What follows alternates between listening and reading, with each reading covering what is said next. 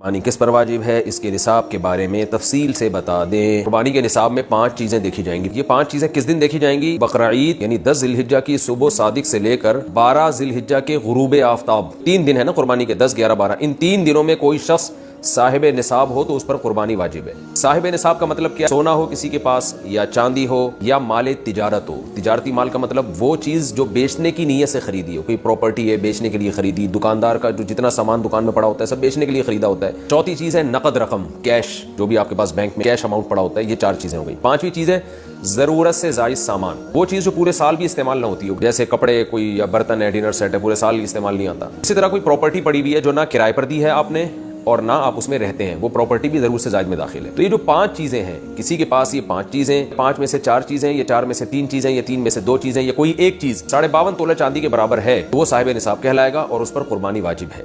बशर्ते के ये जो 5 चीजें या 4 या 3 या 2 चीजें मैंने बताई हैं, इनमें से सबसे पहले कर्जा माइनस किया जाएगा। इसी तरह गैस बिजली का बिल जो इनके ऊपर लाजिम है वो भी इसमें से, या जो महीने का राशन आएगा वो भी माइनस किया जाएगा। माइनस करने के बाद अगर 52.5 तोला चांदी के बराबर रकम बच रही है तो ऐसे शख्स पर कुर्बानी वाजिब है, चाहे मर्द हो चाहे औरत हो। औरत कैसे कुर्बानी करेगी? उसके पास तो कैश नहीं होते आमतौर पे, तो पूरे साल जमा करे, थोड़े थोड़े अपनी जेब खर्ची से बचाया करे, या सोना को बेच कर करे। अलबत्ता किसी के पास सिर्फ सोना ही है, बाकी 4 चीजों में से कुछ भी नहीं, 1 रुपया भी नहीं है, तो फिर 7.5 तोला सोना जब तक नहीं होगा कुर्बानी वाजिब नहीं होगी।